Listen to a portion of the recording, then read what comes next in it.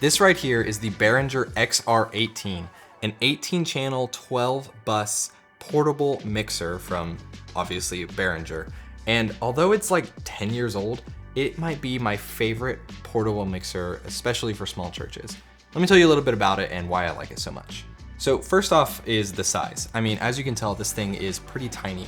It's actually meant to be rack mountable with some rack ears that it comes with, but it can also do great just kind of sitting on the back of your stage on the floor, really close to where all of your band is so that you can plug into all of these inputs.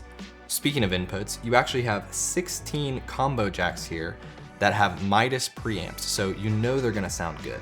And then you also have a 17 and 18 stereo aux input, so you can plug in your laptop or your iPad or whatever you need to plug into that one. This gives you a lot of flexibility for whatever type of band you need to plug in, as long as it's fairly small.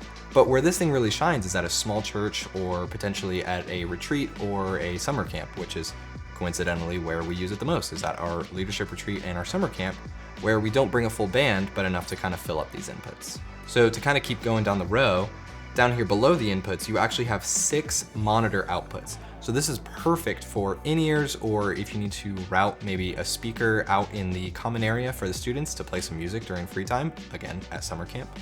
And then finally, your stereo left and right.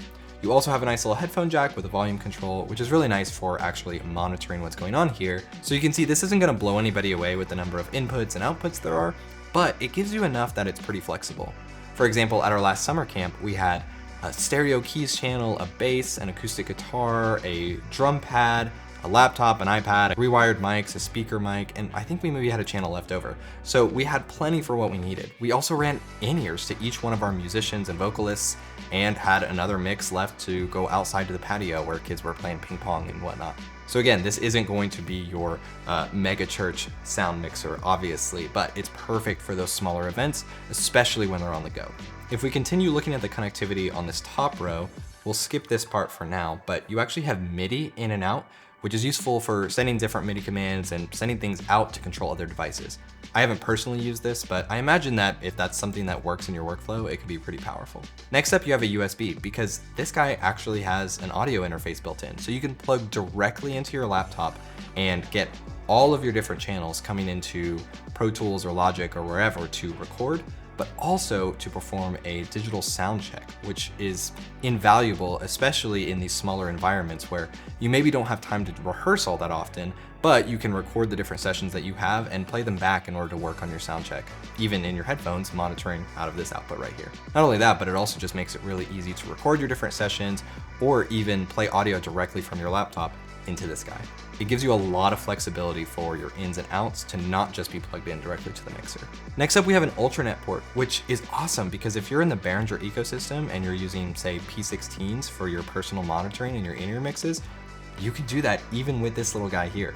Then you don't even need to use your aux outs, and you can use those for all sorts of things, or not use them at all. Whatever fits your workflow the best. But it's awesome to see something like that, even on something so small and portable. Now finally, over here, we have an Ethernet port, as well as a little switch to actually choose some settings. So you may have noticed this is an audio mixer, but there's no actual faders or knobs or a screen or anything like that on it. And that's because this is meant to be controlled primarily, well, entirely, from a laptop or an iPad or some sort of mobile device. And the way that you actually connect to it is configured all up here in the top left corner. So you actually have this little switch, and you have 3 options. You have Ethernet, you have Wi-Fi client, or you have access point. Now, Ethernet is the most obvious and I think the easiest to set up in my opinion, which is you set it to this and you plug this Ethernet cable either directly into your mobile device, like your laptop, or into your wired network. Then anything on your network can actually discover this device, connect to it, and control it. Next, we'll look at access point. So this actually broadcasts a Wi-Fi signal directly from this little box. It even has a little antenna here to make sure you get a good signal no matter where you are. Now, if you're using that, then on your mobile device, you just connect to that network, and hopefully you set up a password for it so not anybody can just mix from it. But then same thing, you can just connect to the device using the app and control everything.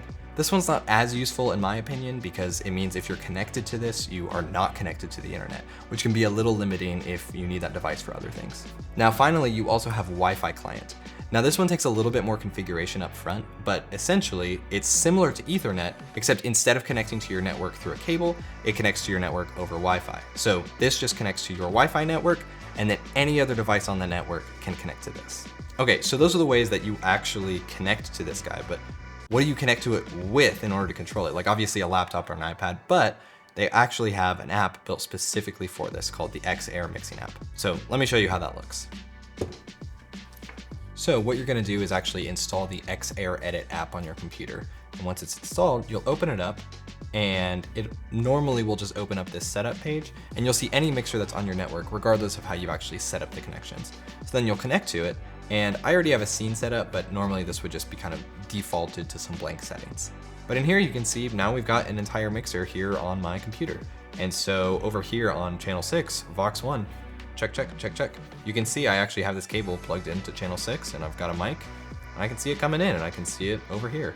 And I can turn it down or I can turn it way up. And whatever it is I do is actually reflected directly on this mixer, even though I'm controlling it from my computer. If you've ever mixed your in-ear monitors or something from an app, you'll be very familiar with something like this.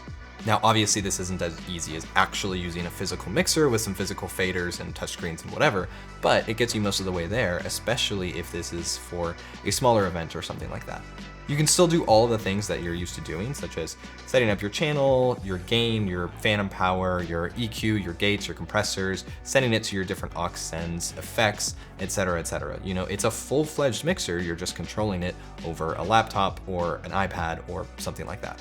You can even save and load snapshots and scenes and whatever else, so that way every time you pull this up, you can have scenes set for the different events you're using it for. It's honestly super flexible, it's just all used through a computer instead of through a mixer that you actually have to set up and tear down a ton every time you have an event. And you're not even just limited to using the XR app. You can actually use other apps. I know a popular one is Mixing Station. It allows you a lot of customization on where you actually put your faders, the different settings that show up, the full layout of your iPad, etc., or computer, whatever it is you're using.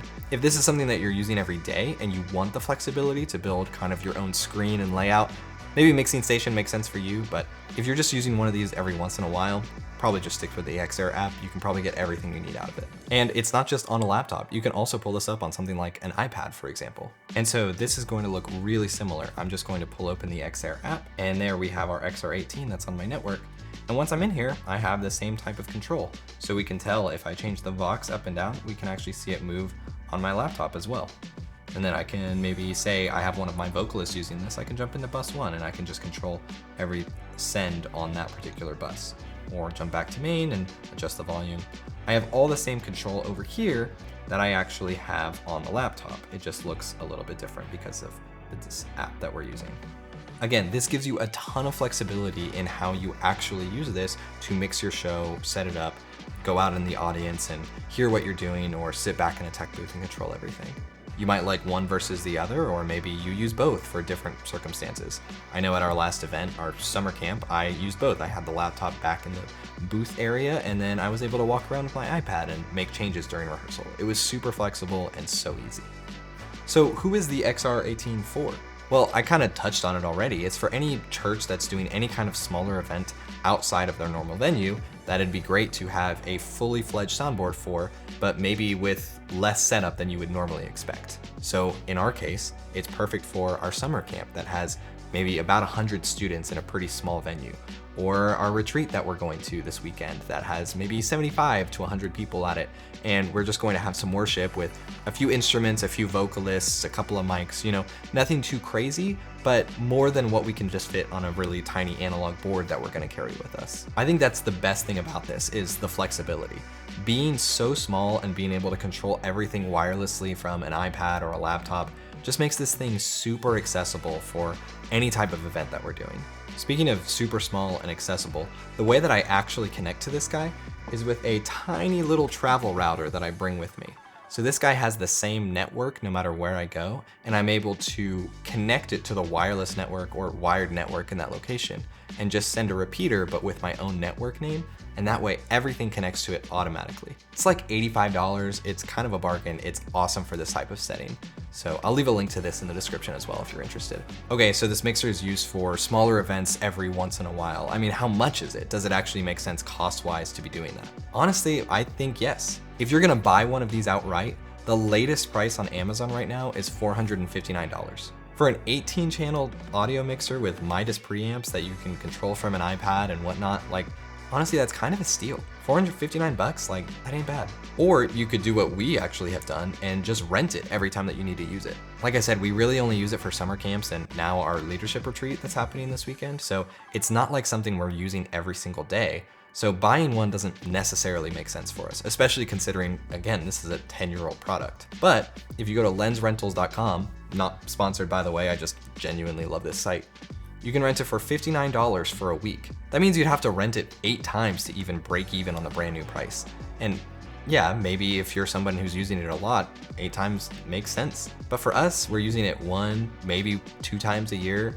I mean, we're talking 5 or 6 years before we even break even on it. So for us, renting it kind of makes sense at this point. Plus, as long as you save your scene and you have a little travel router like this, you're able to kind of set it up in seconds from the last place that you used it. It's kind of a no-brainer for us. So there you have it. This is the Behringer XR18. It also has some smaller versions too.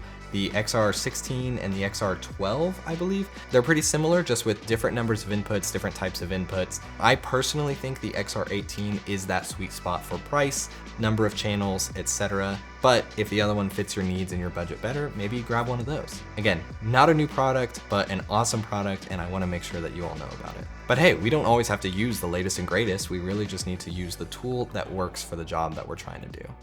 Until next time.